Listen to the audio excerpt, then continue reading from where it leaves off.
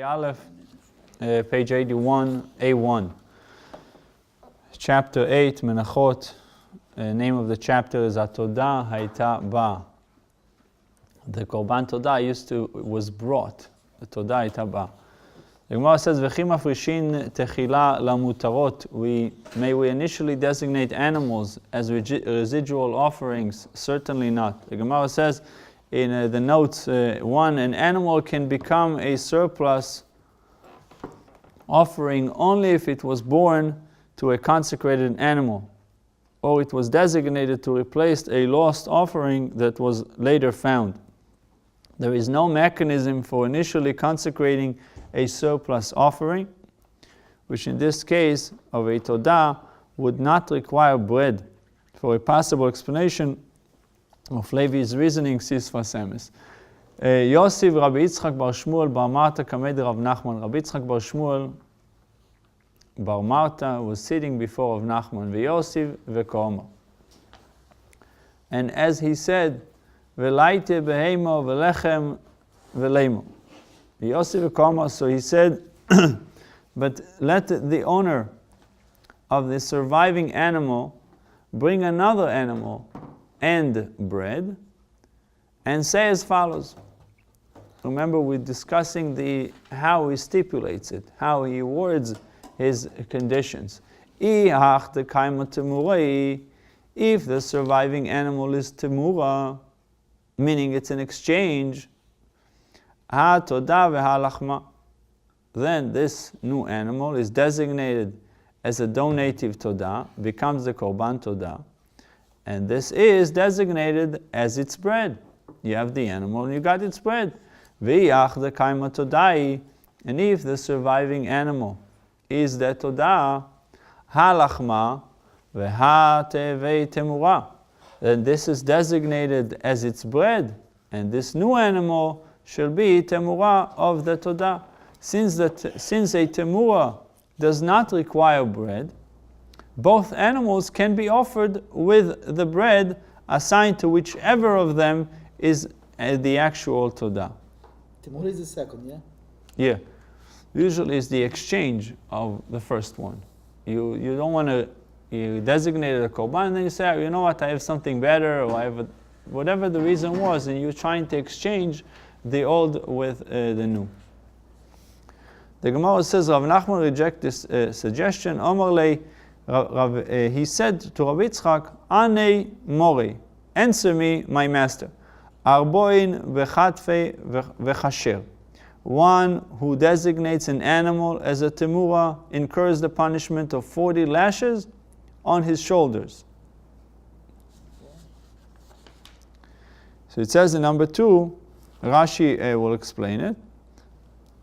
Although an animal that is designated as a teruma becomes consecrated, the Torah in Chumash Vayikra in Leviticus 27:10 expressly forbids designating a teruma, and the punishment for this violation is malchus. Although it become consecrated, the Torah doesn't want it. The Torah says you shouldn't do it. So better not to bring than receive. No, once you make, lashes? once you Swear. look at this, and you suggest that it is proper for him to do this initially. How can you say it's proper to do it if the Torah tells us in Vayikra that he shouldn't do it? So a fifth suggestion is cited. Ravila cholash. Ravila took ill. Al legabei Abaye v'Rabon v'Yosef v'Kamre. And Abaye and the rabbis went in to visit him. They went to visit Rav Ila. And they sat and said, if there is validity to the opinion of Rabbi Yochanan, who said that when the Todah bread is outside the courtyard wall, at the time that the offering is slaughtered, it is sanctified nonetheless. So even though it was outside the wall, it's considered sanctified. It says in number 3, Rabbi Yochanan stated above that the bread is sanctified by the shechita of the Todah as long as it is within the wall of Beis Pagi. the outermost wall of Yerushalayim at the time of the Shechita.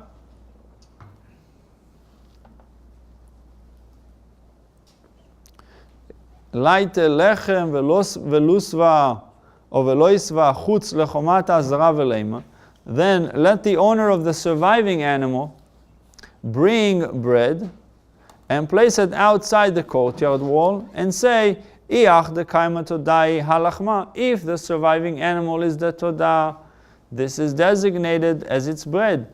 Ve'ilo lipok lechulin. And if it is not the todah, but the temurah, let the bread be deconsecrated, meaning to let the bread lose its sanctity. It says in number 4, let it remain unconsecrated in the first place. This is actually a follow-up to the first question cited above on 80b, when Rebbe's student suggested that bread be brought with the stipulation that if the surviving animal is the temurah, the bread should remain chulin. Rebbe responded that it is forbidden to bring chulin into the courtyard. The rabbis now ask that according to Rabbi Yochanan, this objection is not valid since the bread can be left outside the courtyard. Rav Ila responds, Mishum deika arba'a le'anif. This is impossible because there are 4 loaves that need to be waved. Let's look at number 5 for a second. It says the 4 loaves that are set aside for the Kohen, the temurah loaves, teruma, not temurah, teruma. The teruma loaves must be used in a waving service. They have to do tenufa. This is not stated explicitly in Scripture. However, it is stated, Leviticus 7:30-34, that the breast, right thigh, and imurim, the innards, of every shlamim offering, including the todah, must be waved. And the Gemara on 62a derived exegetically that whenever an offering includes bread, the bread is placed on top of the meat and waved with it. The bread is placed on top of the meat and waved with it. In the case of the todah, this pertains specifically to the 4 teruma loaves. The Torah Kohanim finds a further allusion to the waving of the teruma loaves in Leviticus 7:34, which mentions teruma in connection with tenufa. They're both mentioned together. So the Gemara says, Mishum deikar ba'al anif, because there are 4 loaves that need to be waved. Heichi lavid, how shall one do the waving? Lenifninu abrai, shall he wave them outside the courtyard? The Torah says, Lifnei Hashem ketiv. It is written that the waving must be done before Hashem, which means inside the courtyard. Gavai, shall he wave them inside? Kama'ayel chulin la'azara. He will possibly be bringing unconsecrated bread into the courtyard. Hilchach lo efshar, therefore it is impossible to follow your suggestion. Because whatever he's going to do, it's not good. If he does it outside, it's supposed to bring it inside. If he does it inside, it might not be holy. How can you do it inside? Might be chulin. A 6th suggestion is cited. Matkif la Rav Shisha Bredi Ravidi, Rav Sheisha, the son of Rav Idi, objected to it. The Braisa's assertion that the surviving animal has no remedy. If there is validity to the opinion of Chizkiah, who said that one slaughters a todah. He slaughters a todah. Over 80 loaves. 40 of those 80 are consecrated. So he's supposed to do it, he's supposed to give 40, but instead he did 80. According to Chizkiah, 40 out of the 80 are consecrated. Laiti behema, v'laiti shmonim ba'ada v'leima. Let the owner of the surviving animal bring another animal, and let him bring 80 loaves of bread with it, and say as follows: Iach de kaima todai. If the surviving animal is the todah, hainami teheve todah, veha shmonim letarvayu. Let this new this new one also be designated as Todah, and let these 80 loaves be designated as the breads required for both of them. And if the surviving animal is Temura, then this new animal is designated as Todah, and this is designated its bread, and let 40 of the 80 loaves be consecrated. What about the other 40? They're not going to be consecrated. They cannot be used. But they're going to be like chulin in the Beit HaMikdash. French toast. Yeah. Yeah.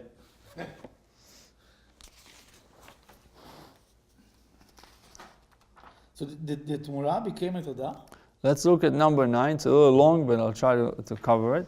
It says, and the other 40 will be consecrated, it will be considered alternates, meaning it's like a backup. Now, when one sets aside 2 animals for his Todah, one as Todah itself and the other as an alternate, both are consecrated, with the alternate having the lesser status of residual Todah in the event that the original is offered. Right? Similarly, according to Chizkiah, when one designates 80 Todah breads, it's like having 2 animals. Meaning all the 40 loaves have a degree of sanctity. No, you can't do a French toast with it because it has a degree of sanctity. At least potentially. 40 are definitely sanctified, and the other 40 have the potential to become sanctified if the first 40 are lost. One may thus bring all 80 loaves into the courtyard. He must do so in order to perform tenufa with 4 loaves from each set of 40. So the tenufa was done with both sets, since his stipulation created the possibility that both animals are toidos, and therefore the second set is also a group of genuine Todah loaves.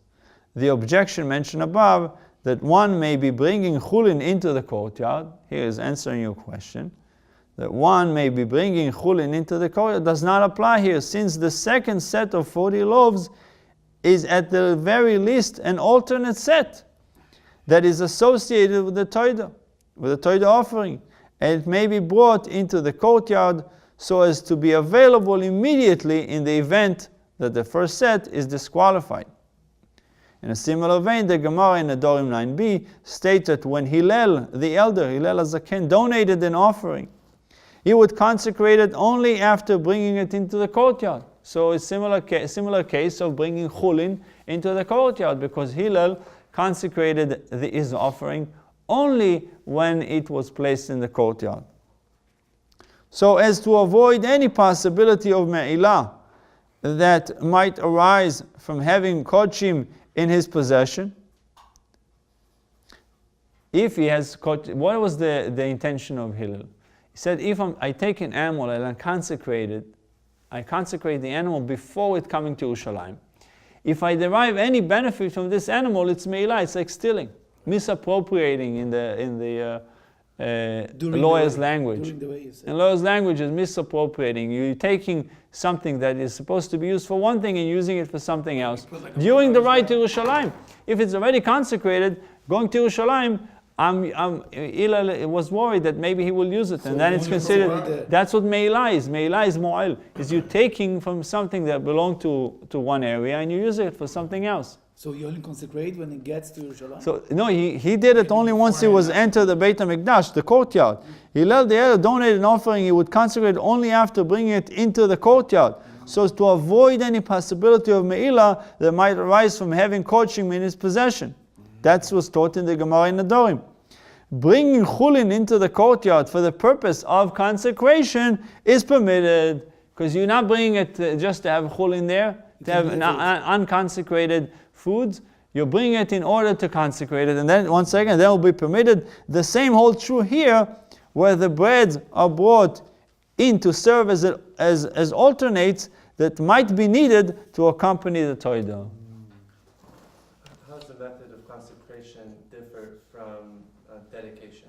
Saying this is going to be used for this, is there a specific thing that needs to be done to make it consecrated? The moment you designate it, that's consecration. We learned that there are two ways of doing it. One way is creating more responsibility or more liability on you than the other.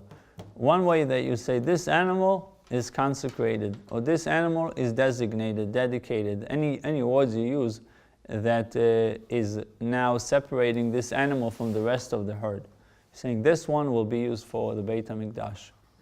So and then, one second, and then there's another one that you say, another way of saying, I have an obligation to bring a korban.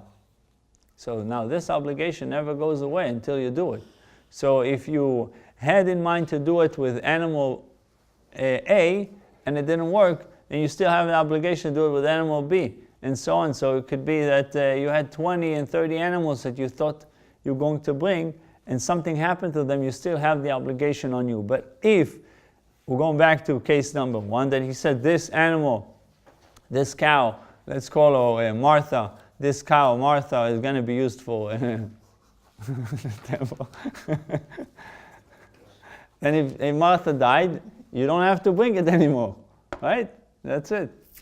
Is there a benefit to designating it like prior than to doing it then and there, or it's just safer to just do it then? According to Hillel, it was a smarter way of doing it because he wanted to avoid any possible mishaps, any possible issues with the animal. Have to have a dim when you consecrate this No, animal? it's between you and Hashem. It's between you and Hashem.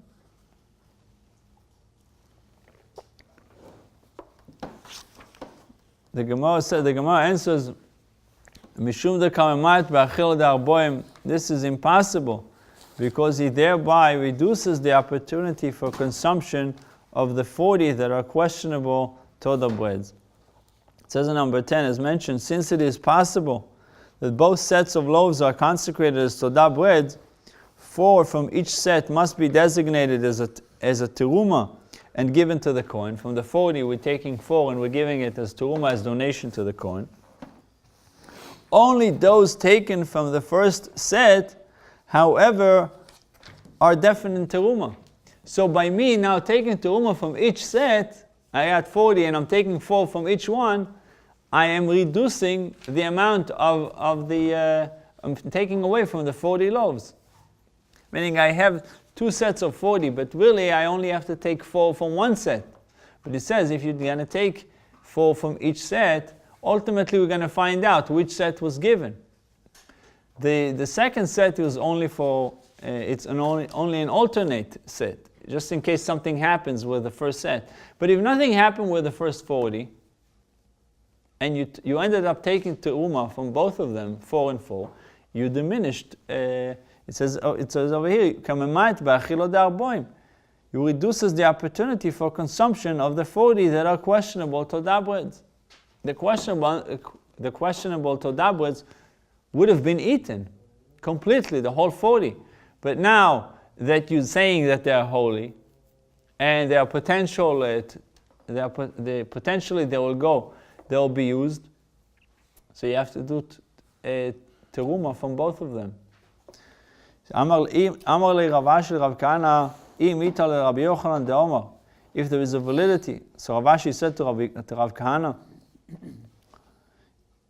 if there is a validity to the opinion of Rabbi Yochanan, who said that ifrish chatat me'uberet, ve'yalda, someone designated korban chatat, sin offering, and the animal gave birth, right? Ve'yalda. Ratza b'mitkaper, ratza b'vlada mitkaper. According to Rabbi Yochanan, he said that if you want to, you can achieve atonement through the mother or through the baby. You can choose now. Either or.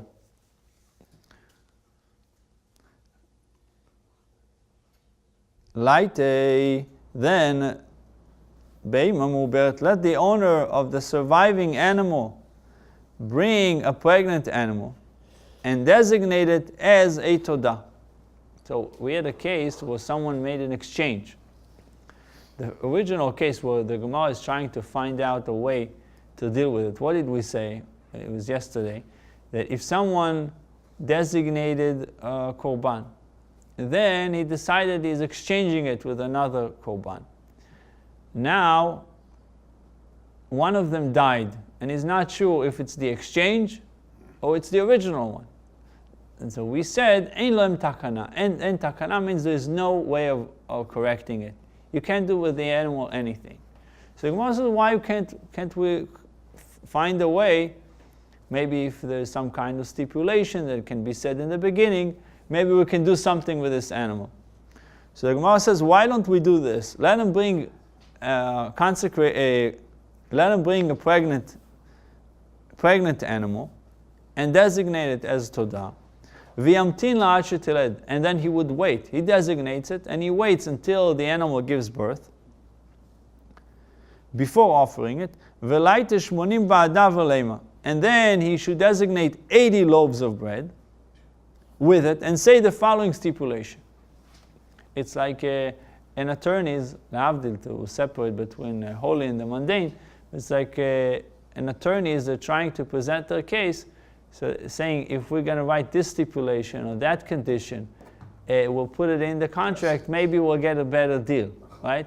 So the Gemara here is trying to give different scenarios where if you change the stipulation, maybe it would make it kosher. One of the animals that you have no idea if it's the exchange or it's the original animal, maybe by changing the wording, the verbiage, maybe then we can work it out. If the surviving animal is teruma, then this new animal and its offering, the fetus, are both designated as a donative todah offerings, and these 80 loaves are the breads for both of them. So again, then this new animal and its offering, the fetus is the new animal, and its offering are both designated as donative todah, the breads. 40-40. And these 80 loaves are the breads for both of them. V'yach the kaima todai, and if the surviving animal is the todah, hanami todai v'hashmonim de tarvayu. Then this new one is also designated as todah, but its offering is not. And these 80 loaves are the breads for both of them, the surviving original animal and the new todah designate. And let this one, the offering, be a residual todah. It says in number 12, in the current situation, the owner has the right to initially designate the fetus as a residual todah. That does not require bread. Residual does not require bread. The argument mentioned at the beginning of the Amud, the beginning of the page, that one cannot initially designate an animal as a residual offering, does not apply here, because the fetus is part of its mother. It's not residual, it's part of the mother when she is consecrated. And thus, he is not designating an entire animal residually, although the fetus is legally a separate entity.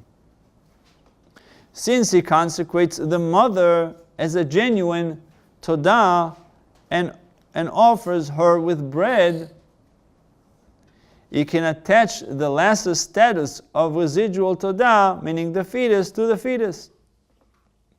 Since a residual todah does not require bread, he can bring all three offerings with 2 sets of bread, and these breads will be assigned to whichever offerings requires them.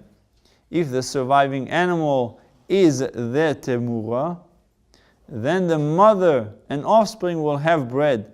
And if it is the todah, then it and the mother will have bread. Either way, the third offering either the temura or the offering or the offspring is exempt from the bread requirement. The Gemara says, Rav Kahana responds, Amar le, man leimalan da'amar Rabbi Yochanan im shiru meshuyar. Who can tell us that Rabbi Yochanan said that if one left the fetus unconsecrated, it is indeed left unconsecrated? And this is the basis for his opinion regarding a pregnant chatat. Dilma im shiru eino meshuyar. Perhaps if one left the fetus unconsecrated, it is not left unconsecrated, but is automatically considered a residual offering. V'ainu tamed Rabbi Yochanan. Rabbi Yochanan's reason in the case of chatat is as follows: Da'amar Adam mitkaper b'shevach hekdesh. It is because he says that a person can receive atonement through an animal that represents a benefit that accrued to hekdesh. Ravina ikla de Mehorayo. Ravina visited a place called the Mehorayo. Omar le Ravdimi berei de Ravuna mi de Mehorayo le Ravina. Ravdimi, the son of Ravuna de Mehorayo, said to Ravina, Velaite beima veleima realai. But let the owner of the surviving animal bring another animal and say, it is hereby incumbent upon me to bring a todah, and designate that animal as a todah in fulfillment of his vow, to fulfill his vow. Velaite beima achrite velaite shmonim ba'adar veleima. And then let him bring yet another animal, and bring 80 loaves with it, and say, Iyach de kaimat murai.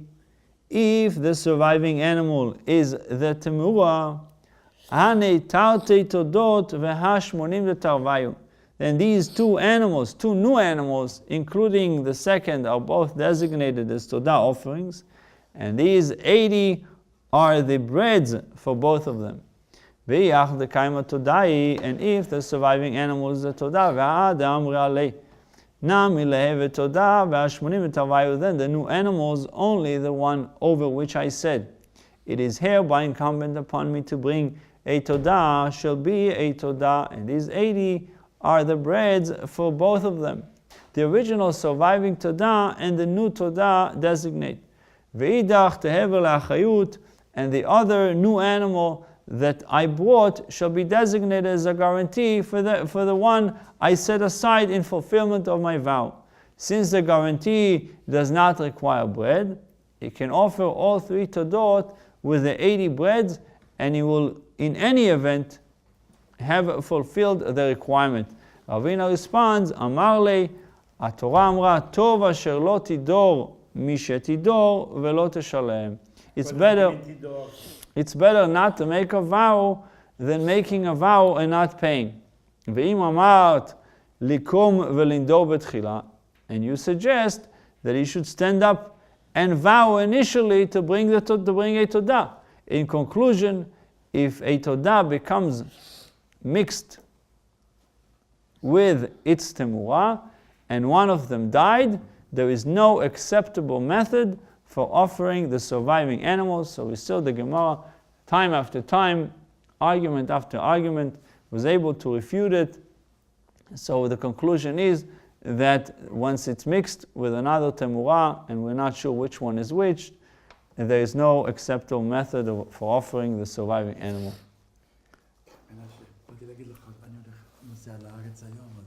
נסיעה טובה, נסיעה טובה. בערך 3 שבועות לא יהיה פה. וואו. אני הולך לארץ, לא הולך לאירופה. תיקח איתך את התפילין. יש חב"ד מול אמא שלי. לא, תיקח תפילין. אתה תהיה גם באירופה, אז כדאי שיהיה לך. זה לא כבד. זה גם פרוטקשן, אתה יודע.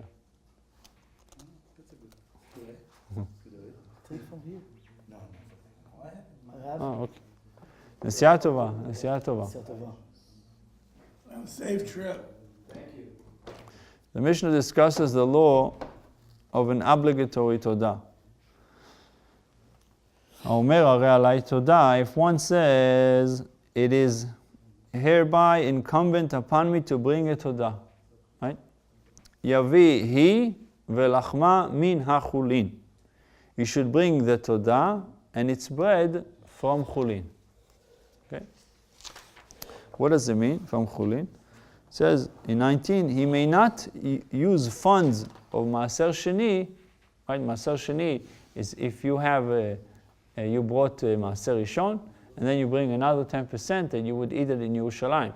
But if you can exchange it, meaning that you can take your Maaser Sheni, 10% of your produce, sell them, take the money, and you take the money to Yerushalayim, use the money to buy food over there, and you eat the food in Yerushalayim. Now, if you want to take the money of Maaser Sheni and use it to buy Korban Todah, it says, if one says it is hereby incumbent upon me to bring Todah, Yavihi velachma min chulin. He should not bring it from Maaser Sheni. He's not allowed to bring it from Maaser Sheni. It has to come from Chulin. Maaser Sheni is not Chulin. If it was Chulin, why does he eat it in Yerushalayim? He has to eat in Yerushalayim because it has Kedusha. It has sanctity. The mitzvah is with Maaser Sheni is to eat in Yerushalayim, not to give the money for something else. Even if it's right. No, but I was saying, what happened if he redeems the Maaser Sheni? Because it's too much. Let's say he has too much. So that's why Torah says you're allowed to redeem it. You exchange it with money.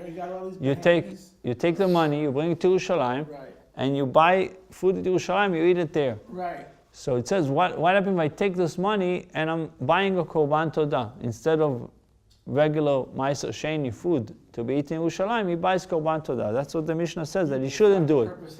Right, he shouldn't do it. Todah alai min achulin velachma min maaser.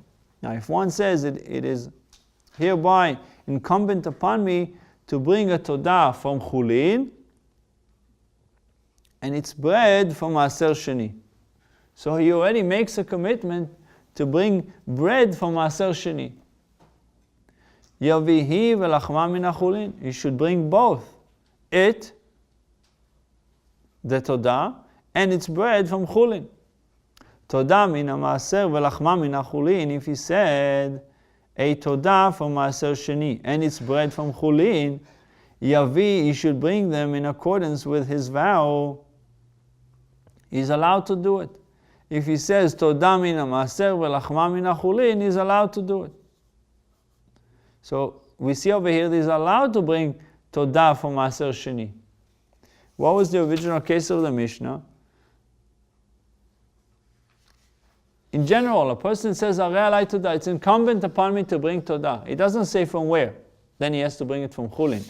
This case, he says, I'm going to bring Todah min Maaser. I'm going to bring Todah from the Maaser. Velachma, but the bread of the Todah, I'm going to bring from the Chulin. Yavi, he should bring them in accordance with his vow. Another case, he velachma min maaser. If he says korban todah and its bread should come from Maaser Sheni, Yavi, he should bring them in accordance with his vow. Velo yavi mechitei Maaser Sheni, but he should not bring the bread from wheat of Maaser Sheni, ela mimeot Maaser Sheni. Rather, he should bring it from money of Maaser Sheni. Because if he has a lot of wheat, so he has to sell it, take the money, then he's allowed to bring the Todah. But only, again, if he made the stipulation that he's going to bring it from Maaser Sheni, from the money of Maaser Sheni. Amar Avuna Omer Arei alai lachmei Todah. It is thereby incumbent upon me to bring Todah bread. Mevi Todah velachma. He must bring both a Todah and its bread. My time. What is the reason? The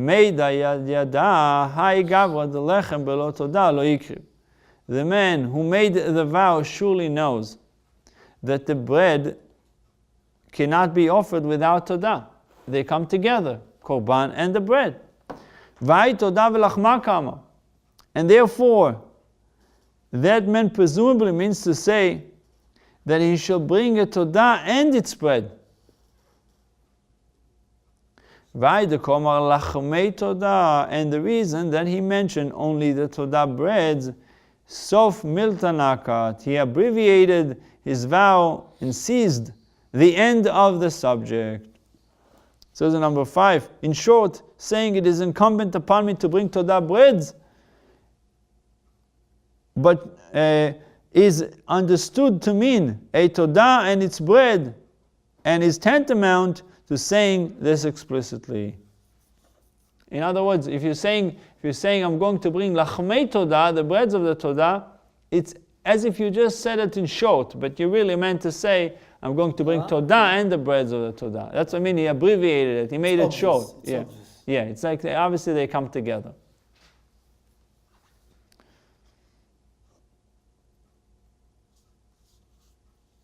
The guy, you go to the to do oil change. You don't have to tell the guy to change the filter, because it goes together. It goes without saying, right? So the same idea over here. It goes without saying. If you're bringing lachmei todah, you can't bring lachmei todah, the breads of todah, without the korban. So why didn't he say todah? Why didn't he say the word? Because he abbreviated it. He wanted to make it just to say the bottom line of his vow. Wanted to be short. Laconic. You know, it's laconic. Laconic. Yeah. Laconic Not is someone so much, is saying it in very short way. Yeah, it says reporters, those who are working for the news, they got to make sure that they relay the message in the shortest sentence possible, because if the sentence will be too long, you can lose attention. The reader is going to lose interest. You're going to lose interest, and it's not going to get to the point. So that's why you have the headlines. What's the headlines? Headlines are laconic. Calvin Coolidge was president, and so he was always known to say everything very short. So they had a bet that somebody can make him say more than 2 words. So he said to them, "You lose." Yeah, you lose. Yeah. But it's from the Mishnah. It's taken from the Mishnah. It says, "Kol hamarbe b'dvarim mevi chet." Anyone who says too many things ultimately leads to sin. Yeah, people should know that.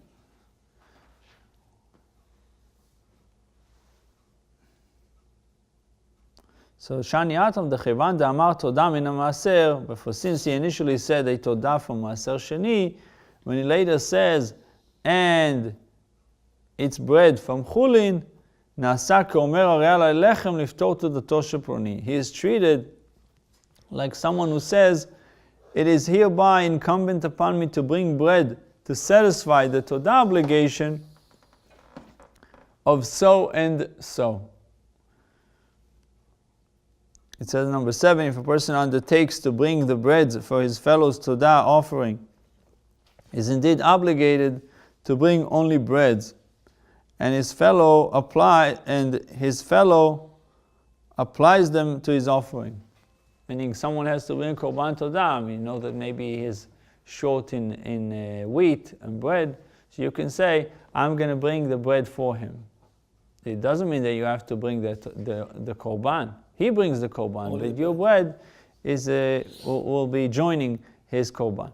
Consider the Mishnah's previous clause, which states, Todah min achulin velachma min maaser yavi hi velachma min achulin.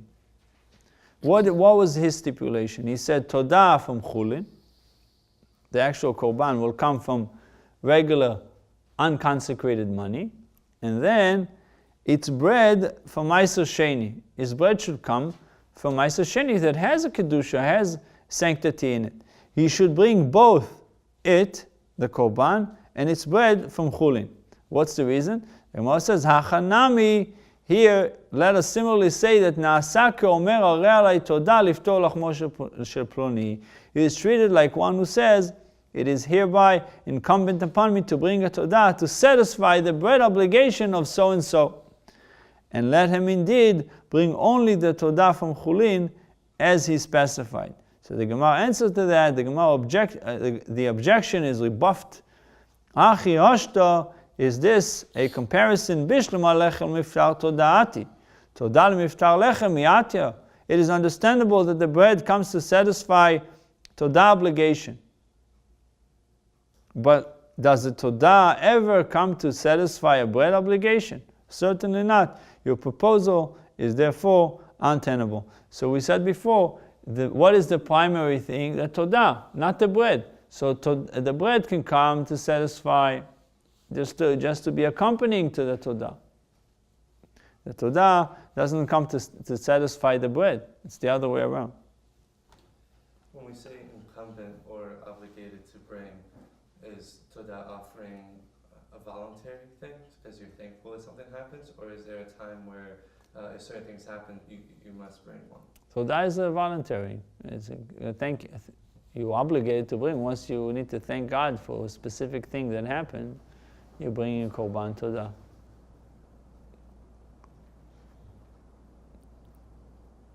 We should bring an offering to that every We day. say every day after Baruch Shamar in prayer, Mizmor LeTodah. Mizmor LeTodah. Eruv Hashem Kol Haaretz. We don't say it once a year or twice a year. We don't say it on the eve of Pesach. We don't say Mizmor LeTodah because the Todah bread was brought with 10 loaves of chametz, right?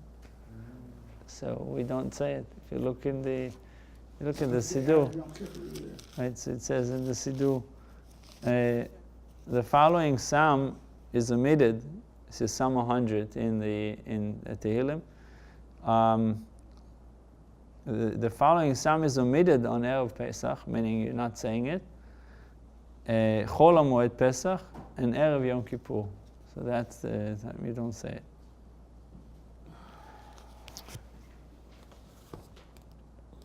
Tashma, come learn a refutation of the following Braita. Omer Harei Alai Todah belo lechem vezevach belo nesachim. If one says, it is hereby incumbent upon me to bring a Todah without bread. Kofin oto mevi Todah velachma zevach unesachim. We coerce him, right? We force him to fulfill his obligation properly, and we must bring Todah with its bread or sacrifice with nesachim. So what is the case over here? He said, I'm going to do it partially. It's incumbent upon me to bring Todah, but I'm only bringing Todah without the bread.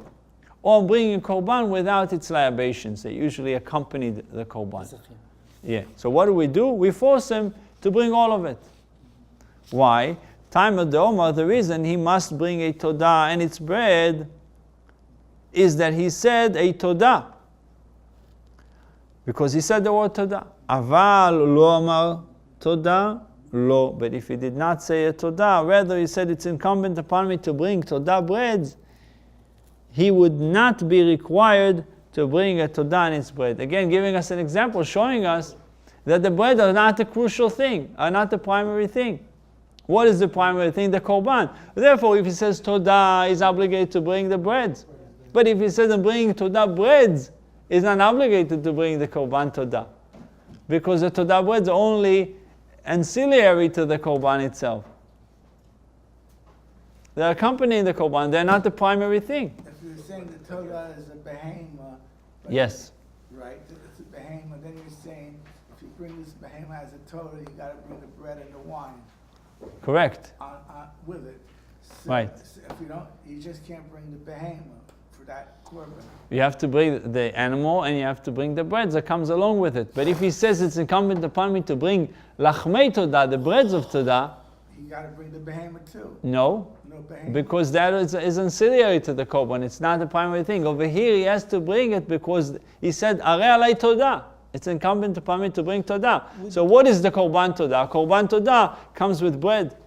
We just learned when the guy said, I'm going to bring lachmei Todah, it's include the meat. No. If he says Todah without lachmei Todah, if he says Todah, Only Todah. then we force him to bring. If he says I'm going to bring Todah but not the breads, or I'm going to bring a korban but without its libation, then we force him.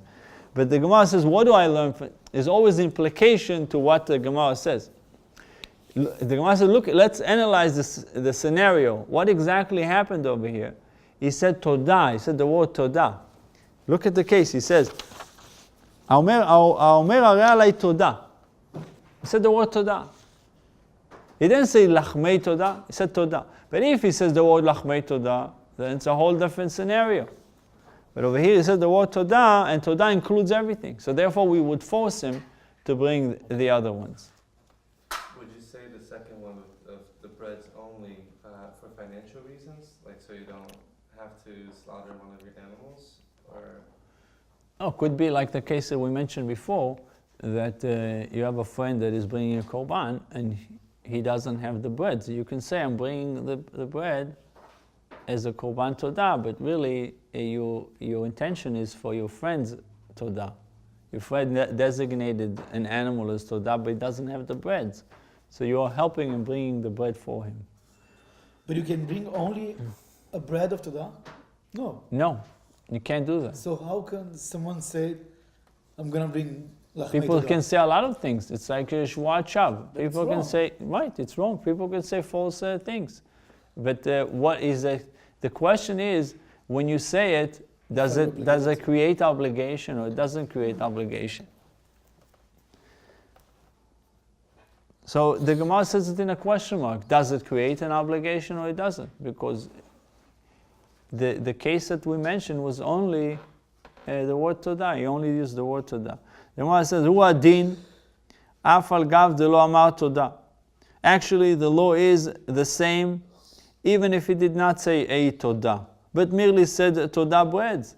The Gemara says it's the same law. Even if he said todah breads, he must, in any event, bring both a todah and its bread. But since the Tana wanted to teach that a similar law applies if one pledges a sacrifice without nesachim, where he could not teach that it applies in the opposite case of nesachim without a sacrifice. Tananami todah, in the first clause, he similarly taught only a case of todah without bread. So it says in number 11, the Tana could not teach that one who vows to bring nesachim, someone who vows to bring libations without a sacrifice. The Tana taught that someone vowed to bring zevach, a korban, without libations, but not the other way around. Why didn't he say it the other way around?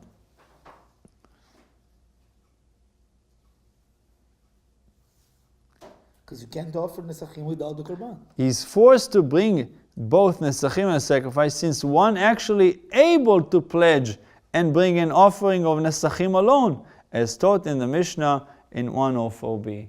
So he didn't bring the other case because a person is allowed to bring nesachim. Nesachim was libations alone. Shmuel, leave it alone. It's going to bleed at the end. I don't have bandage on me. So, 12. Now the Gemara digresses to question the Bryce's ruling on why is the vower, one who vowed, coerced, is forced to bring a todah and its breads, or a sacrifice and its nesachim, neder ufitcho imo. This should be considered a vow that is accompanied by its opening, meaning petach. Look at 12. Petach says a circumstance of error is a circumstance of error by the vower that a sage can rely upon to declare the vow full and null and void. Meaning, if someone makes a vow, the Torah says that you can go to a scholarly judge that is expert in vows, and you can find a way to annul the vow. How can you find a way? It needs to have an opening. The opening is that maybe you didn't know something. Something was missing in your intention. You didn't know something. Over here it says, opening is a circumstance of error by the vower that a sage can rely upon to declare the vow null and void. So it says there was some kind of error. Here, this term is used in a borrowed sense to refer to a reason for considering the vow ineffective. In the first place, since a person knows that a todah cannot be offered without bread, when he obligates himself in a todah and immediately states without bread, he has in fact made a vow and retracted it instantly. That's wrong. You can't say, bringing a Todah, and then you're saying, I'm without bread. That means like you made a vow, and then you canceled what you said. It's a vow in vain. Yeah. Vow in vain. It's like you say something and you change your mind. That's what it's considered. Was it Rosh Hashanah or Yom Kippur that there was a nullification of the vows with 3 or more people? Right. But it depends on what the Chabad doing it on the eve of Rosh Hashanah. Annulling the vows, yeah.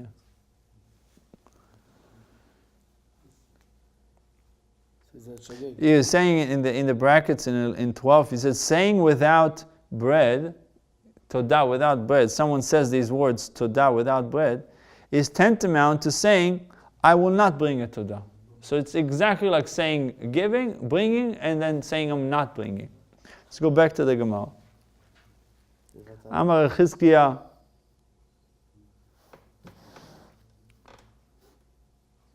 Amar Chizkiah. Chizkiah said, Hamani, whose opinion is reflected in this Braita Bet Shammai, the Amrei, Tefos Lashon HaRishon. The opinion of Bet Shammai says, recognize the primacy, which means of the first expression. Look at the first expression. What is the first expression saying? Always look at the first one. That none, for we learned in the Mishnah, Areini Nazir min garot u min advela. If someone says, I hereby Nazir, meaning I'm constricting myself not to eat dried figs or pressed figs. I'm not touching figs anymore. Bet Shammai omrim Nazir, uvet Hillel omrim no Nazir. Bet Shammai says he's considered Nazirite, and Bet Hillel said he's not considered Nazirite. Why? Fig is not something that is forbidden. But he made it upon himself. Okay. It's like someone decides that he doesn't eat meat anymore. So it can be a personal resolution, but if he says that he makes it as a neder, not to eat meat anymore, he's not allowed to, lo yachel devaro, he's not allowed to change what he said. Okay. So why Bet Shammai says Nazir, it makes sense. Bet Hillel women no Nazir is not considered Nazir for that specific thing is Nazir, right? Nazir is restricting himself from that specific thing. In this case is figs, pressed figs, or But what about dried figs. What about the hair and the wine? Same thing. If a guy says he's Nazir for not drinking wine, and not, the guy says he's Nazir, so we have to look back and to say what is Nazir.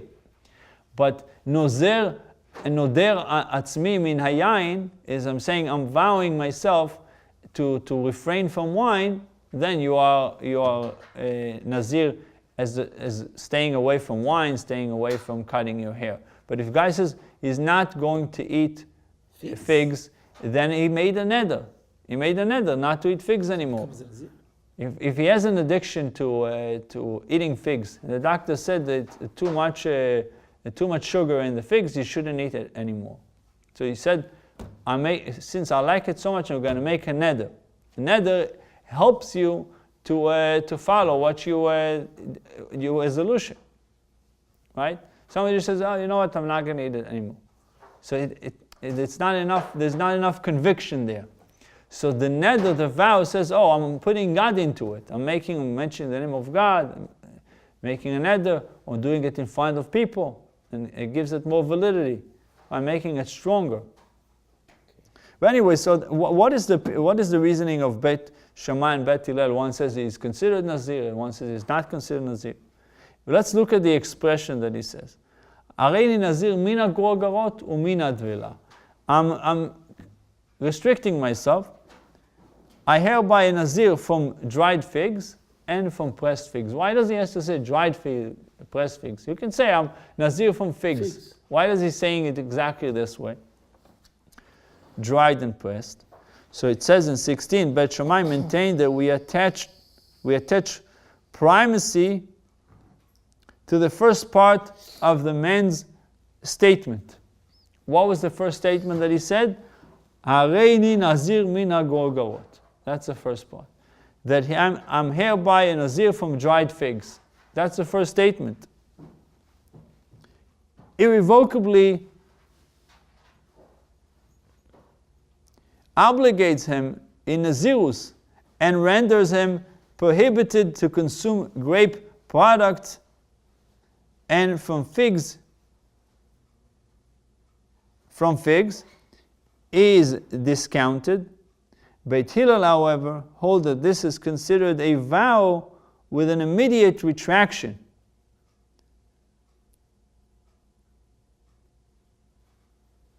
It follows that when one obligates himself a toida without bread, or a sacrifice without nesachim, without libation, Bet Shammai hold them liable to bring toda with its bread, or a sacrifice with its nesachim, while Beit Hillel exempt him completely. The previous Braita follows Beit Shammai.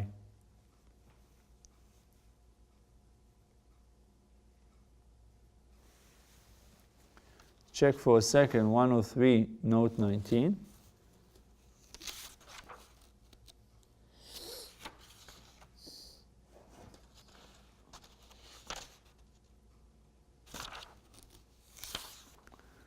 So 103, note 19, it says, lengthy discussion about the machloket between Beit Shammai and Beit Hillel.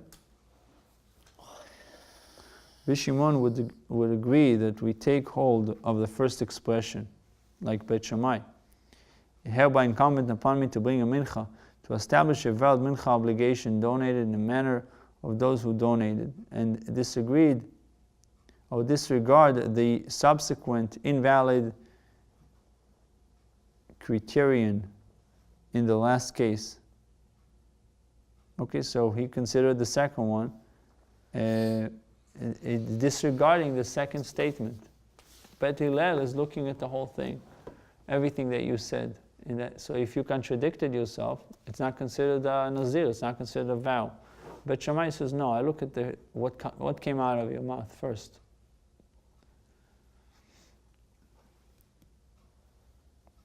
I think there's a saying that where the first expression is the true self of a person, the first answer, the first reaction.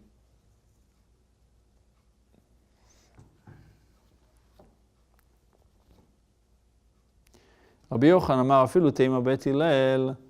You can even say that the Braita follows Beit Hillel, and it is dealing with a case be'omer, where the vower says, Ilu ha'iti yodea she'einu drinkach. The vower says, if I would have known that one cannot vow in this manner to bring todah without bread, lo ha'iti noder kach, I would never make this vow. Ela lo ha'iti noder kach, ela kach, I would make the vow differently. I would have not vowed in this manner. Rather, I would have vowed in that manner to bring todah with bread. So, microfin, if that's the case, if a guy says, you know what, I didn't know that I should make this vow, so why are we forcing him to bring bread? It means he should voluntarily bring the bread. All he's saying is, I didn't know that I shouldn't say it this way. But not shogeg that he doesn't bring anything, that he still has to bring it, but why the Mishnah uses the word kofinoto? We are forcing him to bring. Could say. Exactly, so let him bring it. My kofin, if so, what is the meaning of the Brisa statement that we coerce him to fulfill his vow? The kaboy odarbe. It refers to a case where he later wishes to retract his vow. That is, after conceding that at the time of his vow his intention was sincere. He regrets the vow. Since there is no basis for considering it void, we coerce him to fulfill it.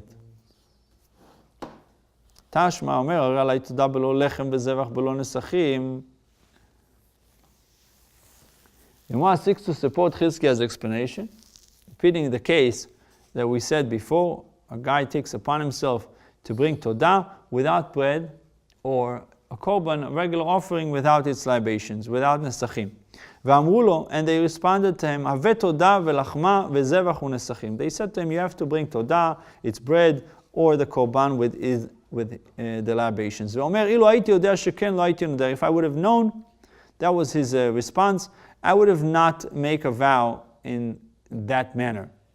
כופין אותו, ואומר לו, we force him, we coerce him, to fulfill the vow properly, and then they say to him, we say to him, Shemor v'shamata, ve'omer lo Shemor v'shamata, safeguard and hearken to all these words that I command you. Bishlom al Chizkiah nichalei, all is well according to Chizkiah, the Braita fits well according to Chizkiah's opinion. For like the previous Braita, it follows the Bet Shammai opinion that we give primacy to the person's opening statement. That's the most important thing. El Rabbi Yochanan Kasha, but according to Rabbi Yochanan, the Braita is difficult since it cannot be explained in accordance with Bet Hillel. Amar lach Rabbi Yochanan will tell you, Havadai Bet Shammai, this Braita is certainly reflective of the opinion of Bet Shammai. The first Braita, however, can be explained as reflecting the opinion of Bet Hillel. The Gemara now analyzes the Braita closing statement, Ma'ish Mo Veshamata. What is the relevance of telling the vower, the verse, safeguard and hearken to all these words that I command you?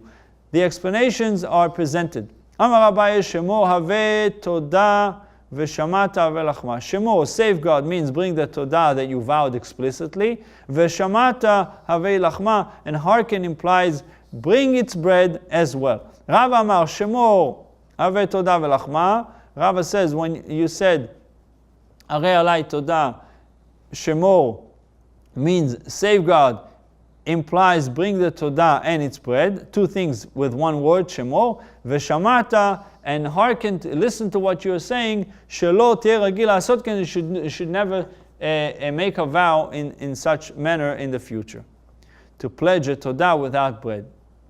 The Mishnah stated, Hi velachma min maaser yavi. He says Todah, he's bringing Todah. Hi velachma min maaser yavi.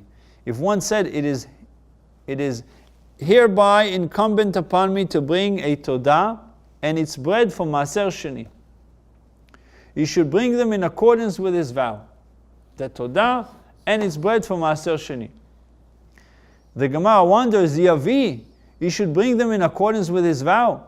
Lo sagid lo maide. It is insufficient if he does not bring them from Maaser Sheni, but substitutes chulin. It says in 23, surely he deserves to be blessed if he uses chulin when he could have exempted himself with Maaser Sheni. It's better to bring chulin because Maaser Sheni has already kedusha. To make chulin as a todah, it's better because now you're using something that was profane, not holy, and you will elevate it. This other way is being cheap. It's being cheap. It's trying to kill two birds in one shot, right? Can you explain the lamp for me? Explain it. A chulin is something that is not holy, like regular food. Chol, it's mundane. And now, in the time of the Beit HaMikdash, in the time of the temple, any food that was designated or consecrated automatically has a kedusha on it, has a sanctity in it. And the rest of the food is considered chulin. The problem is, or the responsibility kicks in the moment that you say, this item, this apple, this tomato, is designated for the temple use, then you have restrictions. You can't eat it here, you can't eat it there, you have to give it to so-and-so, they have to eat it in a certain place. So there's a lot of responsibilities right away that comes in, and restrictions. So chulin is chol, from the word chol, mundane, something that is not holy. You know, in a way, I'm going to repeat myself from yesterday about we're bringing the Torah because of these, danger that you went through with being a hospital. Yeah, so thanking Hashem. Then, right, but then you're not really wholly thanking Hashem if you're being chintzy and bringing it from Maaser Sheni. Right, correct. That's It's true. why I repeated myself. Right. So it says kol anoten be'ayin yafa noten. And someone who gives, he has to give with good eye, not to try to the shortcut and cut over here, cut corners here, and cut. You want to give. Don't want to give, don't give. But if you're already giving, do it properly. So that's what the guy over here says. If I would have known that I should make a vow like this, I wouldn't make the vow. Meaning, I would make the vow differently. I wanted to give also the breads, obviously, but I didn't know that that I can't do it that way.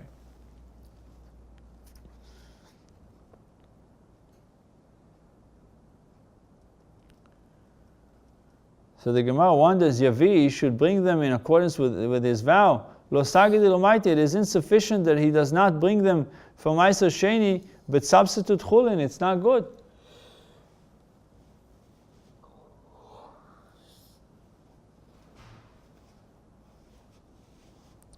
So he deserves to be blessed if he uses chulin, if he has the capability of exempting himself with Ma'aser Sheni, and he chooses not to. He doesn't take advantage of the opening. He has an opening. He's allowed to use the Ma'aser Sheni for Korban Todah, but he doesn't do it. Instead, he's using chulin. That means that a guy gives more. It's like someone needs to give maaser, right? You have tithing. You made $100,000. You need to give $10,000. You have to give maaser. So, I'm going to buy an aliyah in the shul. Since I know I need to give 10,000 anyway, at least let me get some honor on the way, right? So you're killing two birds in one shot. There's donations, and there is maaser. It's okay. But he tries to combine them too. You're allowed to. It's okay. It's the same thing over here. It says you're allowed to take Todah and use Maaser Sheni for Todah. But if you didn't do it that way, if you instead of using Maaser Sheni, you used Chulin, you're blessed even more. It says that's what it says in 23. Surely he deserves to be blessed if he uses Chulin. So don't get the aliyah. Give the money by secret. No, you should get aliyah and you should also do both. But it's better to give the money and don't get the honor. Yeah, but you know what? When In secret. I understand. You know what? I understand. But it's also good to give tzedakah on holidays, on Rosh Hashanah. And so giving tzedakah on Rosh Hashanah, beside the fact that you're encouraging other people to give tzedakah, it's a great thing. Be able to do a mitzvah on a special day, right? So nothing should be neglected. You should try to do all. But I just wanted to give example of someone that kind of ride the wave. You're riding the. Would someone sponsoring a Torah class or donating money to a rabbi, would that be able to take it from the Maser and specifically? Yes, of course. Maaser is tzedakah. Anything you use it for a holy purpose. And by doing so, you're taking 10,000 from 100,000. So the other 90, they don't have the same level of sanctity, but they have some. It's like the residual that we learned. Suddenly, the second korban, the alternate korban, have some kedusha in it. The other 40 loaves have some kedusha in it. So similarly over here, the rest of your money has some kedusha, and therefore is blessed. It has it's God willing, it'll be used only for good things and things that will bring you enjoyment, not dentist and things like that. But doesn't count if you take the money to pay the school of your kids. You're going to study Torah? Tuition, yeah. Some say that it's considered maaser. Right, there's different opinions, but some say that it's considered maaser. It all depends on the individual also. If you have a maaser, for example, 100,000 a year, you're making $1 million and you have 100,000 a year, and the school tuition is it doesn't really bothers you. So you pay $50,000 a year for tuition. It doesn't. Then you should give the maaser to without calculating it. But if you're barely making it, I didn't know that. so what is the priority? Aniei Recha Kodmin. What does Aniei Recha Kodmin? The poor people of your household take precedence of the poor people in the street. Your children, if they're poor in knowledge, you have the obligation, right? V'yigadet lebincha. You have the obligation to teach your children, and if you can't do it yourself, you're hiring a teacher. You're paying Hillel or you're paying whatever school. So it's. I think today most will agree that tuition is considered part of maaser. Yeah. Obviously, if you can avoid it, You have to have effort to teach Torah to your kids. So the effort is to work, and this money is the effort, not tzedakah. so again, if you are able to, then you should. Okay. You should do it. But for people who can't, What are you going to tell a person that makes Pay the school, 50,000 a year? Is going to take, his tuition is 10,000, let's say, and he has to take now 10,000 for the children, and now you tell him that he has to take another 5,000 to give to tzedakah. Tzedakah and Maisa is two different things, so we shouldn't confuse them. Tzedakah, you see a poor person, you give him some money to survive, you help somebody, that's tzedakah. But Maisa is the obligation. God gave you a bracha, He gave you a blessing, you were able to gather some amount of money, then you should be able to give from that money to charitable causes. That's it. Out of the gross. Out of the net. The net profit. The net profit. The gross is not really profit. If you have expenses of your business expenses, I'm not talking about net of your cost for breakfast, lunch, and supper. Talking about expenses that you have for the business. You bought merchandise for $1 million. You sold the merchandise for $2 million. You paid for warehousing, you paid for trucks, you paid for Taxes. everything else. And then you deduct everything, see what you actually made. And from that, it's like from what you're taking home is the net, right? What you're taking home, that's the part that you have to give Maisa from that portion. But if you don't own a business and you just have a salary, then they take out like taxes, money for insurance, money for this, you only get a certain amount. Would that be net, or would you take that? Right, so if you're making a salary, that's money that you're taking home. Meaning if you got paid $10,000 a month, the other expenses, a businessman that doesn't get a salary has the same expenses that you have, housing and car and all these things. So you don't deduct this because it's not, unless you consider your car as a business car, you can, but we try not to be too calculated when it comes to Maisa. You round corners when it comes to Maisa, meaning even if you have to give, you give 100, you give 120, you give a little bit more. We don't go into like this nitty-gritty things, you know. But the big picture is you made $10,000 net to your personal account, you using it for buy food, and these things, from that money you should give Maisa. What about health insurance and tax? That sometimes it gets deducted already, and you can opt to not, and you do it yourself. So Right. So yeah, then taxes is expense. You have to deduct it because you didn't really make this money. Again, it's not your money. If you owe from the 10,000, 1,000 to the IRS, then it's not your money. It's not. It might be in your possession, but it's not really yours. You're gonna have to pay it. So you didn't really make 10,000. You made 9,000. 108 per year. So give 11,000. Yeah. 9. Kaful 12 is 108. If you're making 9,000 net a month, then you give from 108. You're gonna give.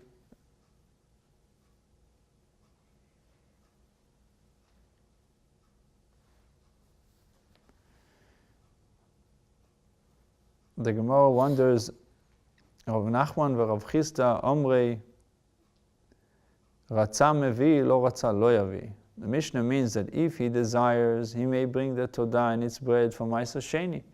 But if he does not desire, he need not bring from Ma'aser Sheni, but may substitute Chulin. So he's allowed to do it either way, according to Rav Nachman and Rav Chisda. He can either use Ma'aser Sheni, or he can use Chulin, but we don't force him to say, oh, you have to bring it from Ma'aser Sheni. The opposite, we're happy if he brings it from Chulin rather than Ma'aser Sheni. It's a greater level of tzedakah, he's doing more. V'lo yavi mechitei Ma'aser Sheni, but he should not bring from the bread, he should not bring bread from wheat of Ma'aser Sheni. The money, we said, is it's okay. If the Ma'aser Sheni was exchanged with money, then he can bring it. Right? But the actual wheat, the actual grains that were designated as Ma'aser Sheni, they should not be used for the bread of the Todah. Why? We'll see. It says, Rav Nachman, Rav Chisda, Da'amri Tarvai, Lo shanu ela mechitei Ma'aser Sheni, אבל מחיתין לקוחות ממעות מעשר שני יביא. They taught that one should not bring the Todah breads from wheat of original מעשר שני. Original מעשר שני. אבל מחיתין לקוחות ממעות מעשר שני יביא. But if somebody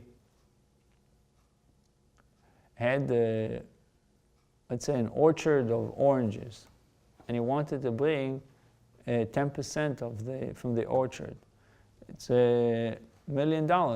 So he went, he sold all the oranges, and he took the money, 10% of whatever. Let's say he got $1 million from selling the orchards. 100,000 is Ma'aser Sheni. Let's say he deducted everything else, he has 100,000. So take the 100,000 and he bought wheat.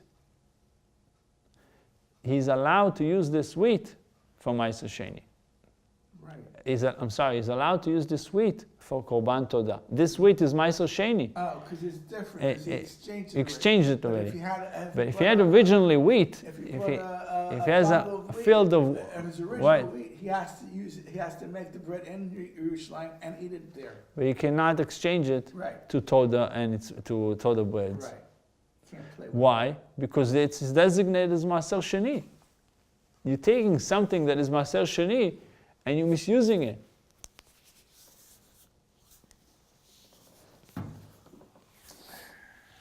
Let's see 24. As mentioned above, 81a, note 19, there are two types of Maser Sheni foods. Initially, a portion of the crop is designated as Maser Sheni. That original portion, however, may be redeemed and have its sanctity transferred to money. And the food purchased with that money in turn becomes sanctified as Maser Sheni food. Rav Nachman and Rav Chisda teach that the Mishnah's restriction against using wheat of Maser Sheni for the Todah breads pertains only to the original Maser Sheni, not to wheat that was purchased with Maser Sheni's money. Okay? One might have understood the Mishnah as permitting only spending Maser Sheni money specifically on wheat for Todah breads.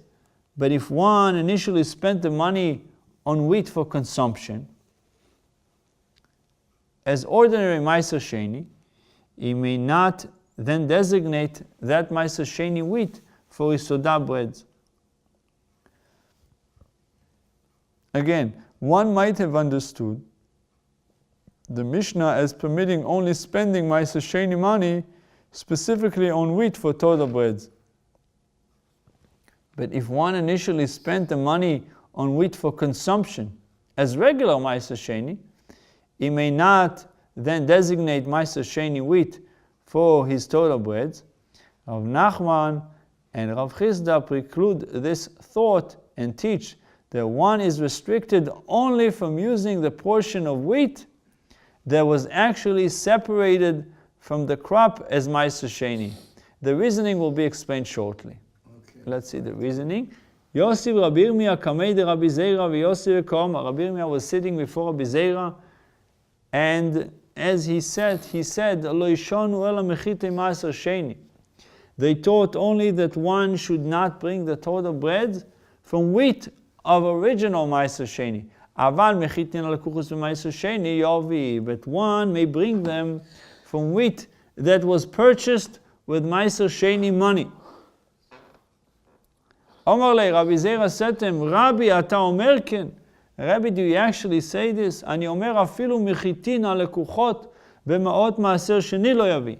I say that one may not bring the Todah breads even from wheat that was purchased with Maser Sheni money. So Rabbi Yirmiyah says even more, that even though it was exchanged, there was originally food, some kind of grain, or whatever it was, and then it was exchanged to money, then it was bought wheat. According to Rabbi Yirmiyah, he shouldn't even use that. He shouldn't even use that for Todah breads. And I will say my reason as well as your reason. First I will say your reason, from where from where do you derive that a Toda may be purchased with Ma'aser Sheni funds? Mishlomim. From the law of Shlomim offering. V'shlomim shom shomim Ma'aser. And regarding Shlomim itself, this law is derived through a Gezerah Shava of there, from the passage of Ma'aser Sheni. Umina, and since the source for the Toda in the passage of Shlomim, you derive the law of Toda precisely from that of Shlomim, as follows. Ma Shlomim go from Ma'aser, just as Shlomim offerings are not inherently Ma'aser Sheni, but are merely purchased with Ma'aser Sheni funds. After nami ein gufo Ma'aser, so too a Toda, including its bread, may not be inherently Ma'aser Sheni.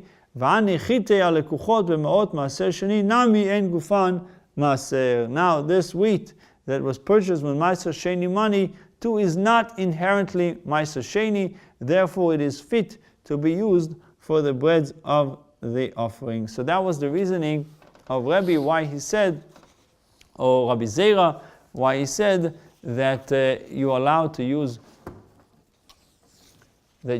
be allowed to use Ma'aser Sheni for the breads of Toda. It's 9:24.